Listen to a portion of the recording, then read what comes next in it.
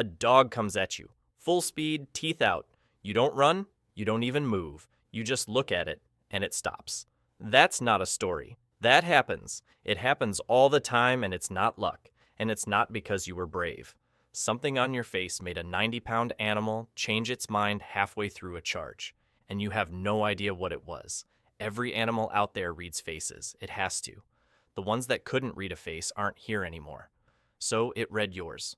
In about a tenth of a second, your eyes sit on the front of your head, both of them, pointing the same way. That's a lion's face, a hawk's face, a crocodile's face. Prey does not get eyes like that. So when you stare something down, you're not being brave. You're making a claim.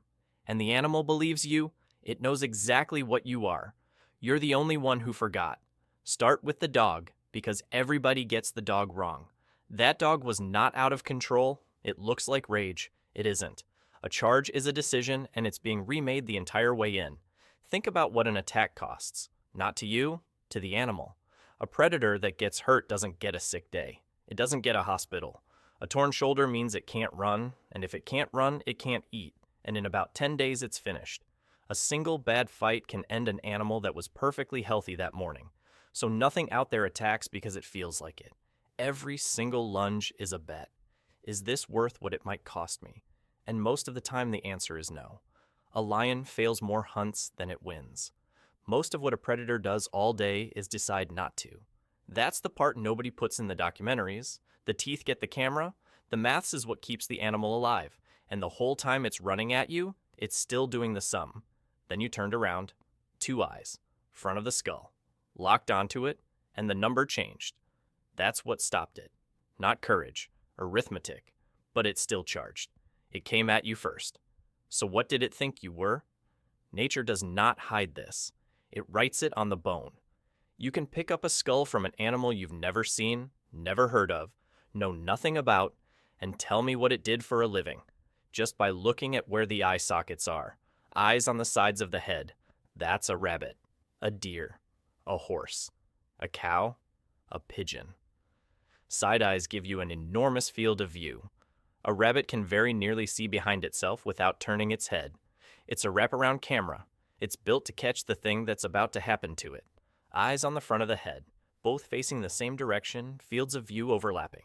That's a wolf, an owl, a tiger, a crocodile. You lose the wraparound. You get something else instead. When both eyes look at one thing from slightly different positions, your brain gets 2 versions and folds them into one, and out of that you get depth. Real depth. Exactly how far away that thing is, right now, in a way that side eyes can't give you. Now ask what depth perception is for. It's not for enjoying the view, it's for knowing precisely when to launch and precisely where the thing will be when you arrive. Front eyes are a targeting system. Side eyes are an alarm system. Nature is not subtle about this. It's not a perfect rule. There are exceptions, and any biologist will happily list them for you. But the pattern is real, and it's everywhere, and anyone who has looked at enough skulls will tell you the same thing. So go and look in a mirror. Both eyes, front of the skull, pointing the same way. Overlapping fields, about 120 degrees of shared vision. That is a hunting instrument bolted onto the front of your face, and you have been carrying it around your entire life without once thinking about what it's for. You have the eyes of a thing that kills, and every animal that looks at you can see them. Watch a cat before it goes. It doesn't circle, it doesn't posture, it locks on. Watch a wolf pick one animal out of a herd of 200. Everything about the body says nothing. The eyes say everything. Across an enormous range of animals, a hard, direct stare means one thing, and it means it before anything else moves. I have chosen you. It's the last thing that happens before the attack.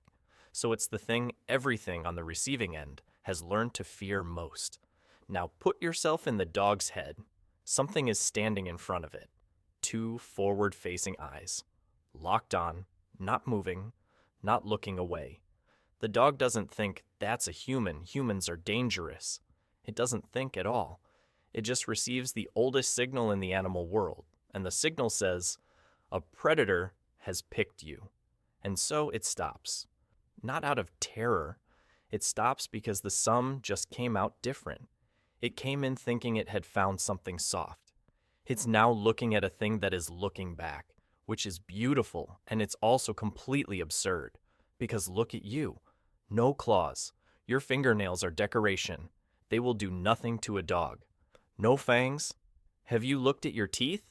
Flat little grinders and 4 small points you couldn't kill a rabbit with. You can't outrun anything. A house cat beats you in a sprint. A deer treats you like you're standing still. Your skin tears. Your bones are thin and hollow feeling next to a dog's. You have no armor, no venom, no horns, no shell, no speed, no strength worth the word. On paper, you are food. 100 kilos of slow, soft, unarmed meat that can't climb well and can't run and sleeps flat on the ground for 8 hours a night with its eyes closed. And every large animal on this planet gets out of your way. That's not a small thing. That is genuinely strange, and it needs explaining. Wolves avoid us. Bears leave. Lions, in most of the world, most of the time, will not come near a standing human. Not because they can't. A lion could take you apart without changing its breathing. They avoid you because of something, and it isn't your body. There's a set of experiments where researchers hide speakers out in the wild and play recordings to animals that are just going about their day. They play lions, they play dogs, they play the sound of people talking. Normal talking, no shouting. You'd expect the lions to clear the place out. The human voices empty it faster. Elephants, rhinos, giraffes, leopards. Leopards. The human voice moved them harder than the sound of the animal that could actually eat them. Some of them ran. Some of them abandoned a fresh kill and left it behind. A leopard hears people chatting and walks away from meat. That is not something a leopard is born knowing. There is no gene for the sound of English. So where did it come from? We did it. Slowly and over a very long time, and mostly without meaning to. Look at what we actually are as a predator. We don't hunt like anything else. Other predators take the young, the sick, the old, the ones that were going to die anyway. That's the deal. It's been the deal for 100 million years, and every animal out there is built around it. We take the big ones, the strong ones, the one in its prime with the best genes and the biggest antlers, the one that would have won every fight it ever had. We hunt the winners, and we do it at rates nothing else on Earth comes close to. So think about what that does over 10,000 generations. Any animal born a little too bold around humans, a little too curious, a little too willing to hold its ground and see what happens, met a group of humans with sharp sticks and fire and a great deal of patience. And it did not have grandchildren. The ones that turned and left when they smelled us, those had grandchildren. We didn't teach them to fear us. We selected for it.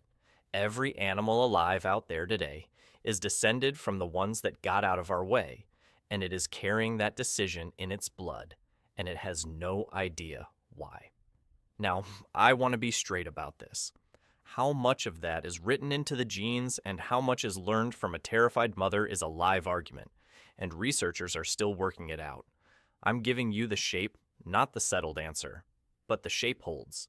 Something out there is afraid of us at a level that has nothing to do with any individual animal's experience. So the dog stops, and you stand there with your heart hammering and think, that was close. I got lucky. I was brave. You weren't brave, and it wasn't luck. The dog looked at a face with 2 forward eyes on it, and it read the whole record. Every fire, every spear, every 100,000 years of us doing the one thing we are actually good at. It wasn't afraid of you. It was afraid of what we did. You didn't earn that. You inherited it. You were handed it free at birth, the same way you were handed your eye color, and you've been spending it your whole life without knowing it was there. Every animal that ever looked a human in the eye and charged anyway is gone. You're not frightening. You're remembered. But turn it over, because there's a second half to this, and it's the stranger one. You have a hunter's eyes, and you have a prey animal's nervous system. Watch what your body does. You hear something behind you in an empty street, and you don't decide anything. You go still, completely still, in a fraction of a second before you've had a single thought. The hair on your neck stands up. You cannot sit with your back to the door in a room full of strangers. Not comfortably. You'll move if you can. You wake at 3 in the morning for no reason, and your whole body's already listening, not thinking, listening.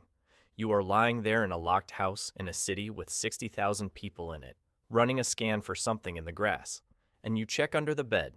You're a grown adult and some part of you still checks. None of that is the behavior of an apex predator. Lions don't do that. Lions sleep 20 hours a day, flat on their backs in the open with their bellies exposed because nothing is coming. That's what a real apex predator's nervous system looks like. Relaxed, bored, mostly. Yours never turns off, because for most of the time we've existed, we were both. We hunted in the day, and we were hunted at night. We had the eyes, and we had the fear, and we needed both, and we ran them at the same time. Nothing else on this planet lives like that. You're the only animal that walks around with a predator's face and a rabbit's heartbeat. The dog stopped in the street. It stopped because of things that happened in the dark, 100,000 years before it was born, done by people it never met, to animals it never knew, with fire and sharp sticks and a patience nothing else in nature has ever had. It looked at your face, and it saw all of it. It knew exactly what you were. And you stood there in the road with your hands shaking, feeling small, feeling lucky. The last one. Who doesn't know?